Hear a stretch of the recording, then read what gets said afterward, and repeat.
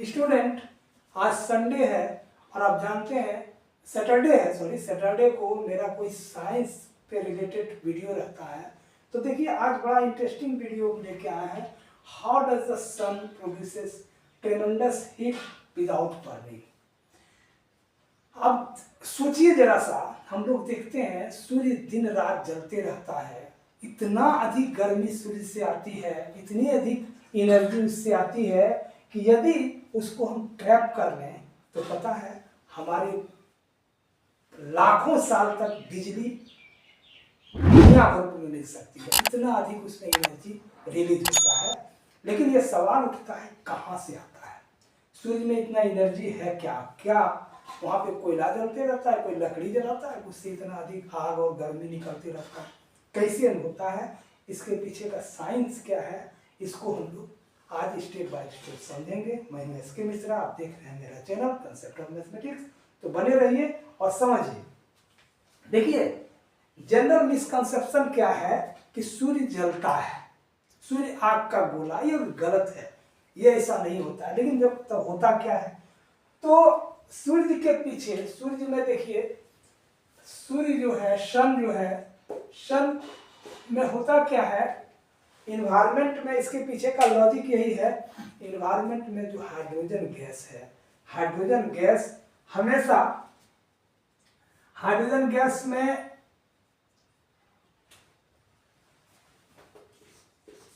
Hydrogen का symbol H होता है, H से He में बदलता है, मतलब हाइड्रोजन कन्वर्ट होता है हीलियम में। प्योर केमिकल रिएक्शन है, चार हाइड्रोजन मिल करके एक हीलियम का एटम बनाता है, और इसको कॉमनली हम लोग केमिस्ट्री के भाषा में कहते हैं nuclear fusion. Nuclear fusion reaction होता है सन के, सूर्य के नाभिक में। और न्यूक्लियर फ्यूजन में होता क्या है, एक्चुअली न्यूक्लियर फ्यूजन के रिएक्शन में क्या होता है वो फिर से थोड़ा देखो। इसमें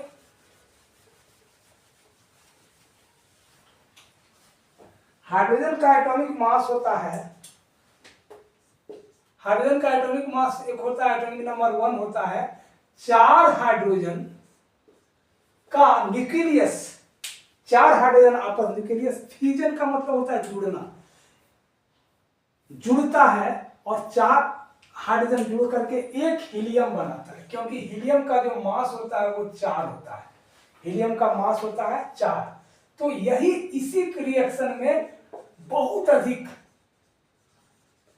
करोड़ों गीगाबाइट कह सकते हो, मेगाबाइट एनर्जी इससे प्रोड्यूस होता है, जिससे हमको गर्मी और लाइट मिलते रहता है। अब सवाल यह उठता है कि ये इसका मतलब है न्यूक्लियर फ्यूजन जो होता है उससे अधिक, अभी देखो पहले इससे उल्टा समझो, न्यूक्लियर दो कंसेप्ट, न्यूक्लियर फ्यूजन है, एक होता है फिजन।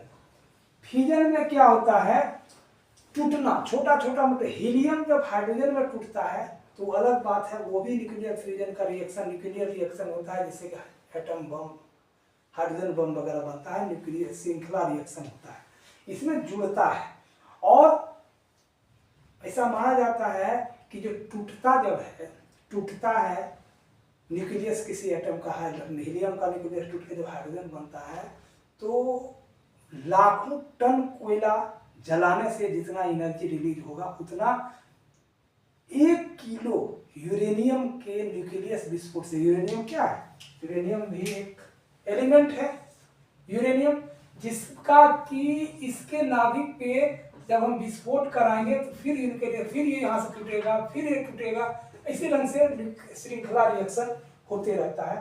और इससे भी कई गुना रिलीज होता है जब फ्यूजन होता है, फ्यूजन में जुड़ता है। तो याद रखिए सन जो है वो जलता नहीं है, सन के सरफेस पर, सन के न्यूक्लियस में एक केमिकल रिएक्शन होता है जिसमें कि हाइड्रोजन हमेशा कन्वर्ट होते रहता है हीलियम में, हाइड्रोजन से क्या बदलता है, हीलियम में बदलता है, प्लस एनर्जी। हाँ, अब देखो ये इसमें क्या होता है, इससे एक चीज जरूर होता है, मास थोड़ा सा कम हो जाता है। हीलियम, हाइड्रोजन से हीलियम में बदल रहा है, थोड़ा सा मास कम हो जाता है, और मास कम होने के कारण से ही इसी मास कन्वर्ट होता है एनर्जी में। आइंस्टीन का एनर्जी का फॉर्मूला जानते होंगे, क्या होता है, आइंस्टीन जो दिया है E=mc²। यही m जो है ना, मास, एनर्जी, मास जो होता है एनर्जी में कन्वर्ट होता है, थोड़ा सा मास कम हो जाता है।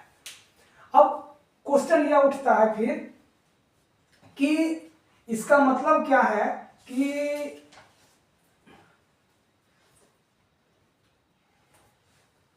एक्सप्लॉइट क्यों नहीं करता है, सन में कोई विस्फोट क्यों नहीं होता है जब जलते रहता है ये, तो इसका कारण है कि यही न्यूक्लियर फ्यूजन का जो रिएक्शन होते रहता है ना, इसमें दो ढंग का चीज होता है। न्यूक्लियर फ्यूजन जो होता है वो अंदर से उसको खींचे रहता है और बाहर की ओर खींचता है, और जो न्यूक्लियर फ्यूजन का रिएक्शन अंदर में होता है, न्यूक्लियस में होता है, न्यूक्लियस को बांध के रखता है, और जो उसका ग्रेविटेशन होता है, गुरुत्वाकर्षण, उसको नीचे खींचता है। ये बैलेंस रहता है, जब तो दोनों बैलेंस रहेगा कभी एक्सपोर्ट नहीं करेगा। अब एक और सवाल उठता है कि जब ये जलता रहता है, जलते रहता है, तो ये कभी खत्म क्यों नहीं होता है, क्या सुनील कभी खत्म हो जाएगा, इज सन एवर डाई, का कभी ये खत्म होगा, तो हाँ खत्म होगा, सन भी खत्म होगा, लेकिन सन को बर्न होके खत्म होने में लगभग 10 मिलियन ईयर लगेगा, 10 मिलियन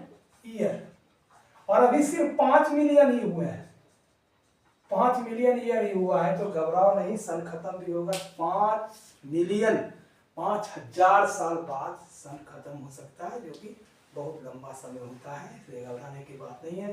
तो स्टूडेंट, हम लोग क्या देखे, सन में जो हीट और एनर्जी आता है उस सन का जलने के कारण से नहीं होता है, उसमें गैस, दो तरह का गैस है, हाइड्रोजन और हीलियम। हाइड्रोजन हमेशा हीलियम में बदलते रहता है, जिस रिएक्शन को हम लोग नाभिकीय रिएक्शन कहते हैं। नाभिकीय, हिंदी में बोलो नाभिकीय संलयन अभिक्रिया कहते हैं, न्यूक्लियर फ्यूजन रिएक्शन, उससे ही बहुत ट्रेमेंडस हीट एनर्जी मिलता है। तो स्टूडेंट, आप लोग कमेंट करके बताइए कि अगला मेरा साइंस पे कौन सा वीडियो होना चाहिए, मैं उसी पे बनाऊंगा। और यदि आपको मेरा वीडियो पसंद आ रहा है, वीडियो को लाइक करिए, शेयर कीजिए, प्लीज़ चैनल को सब्सक्राइब करिए, और ऑनलाइन क्लास हम आगे करेंगे, उसके लिए व्हाट्सएप नंबर कमेंट में रहेगा, डिस्क्रिप्शन में देखिए। धन्यवाद।